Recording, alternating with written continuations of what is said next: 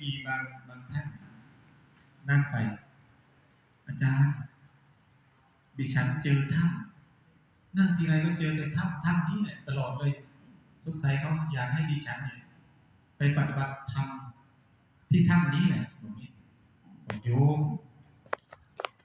มันเป็นนิมิตโยมต้องกำหนดนะ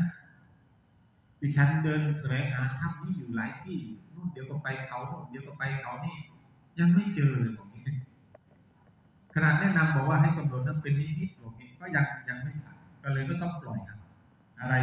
คือไม่ฟังก็ต้องปล่อยให้เรียนรู้เองอันนี้คือ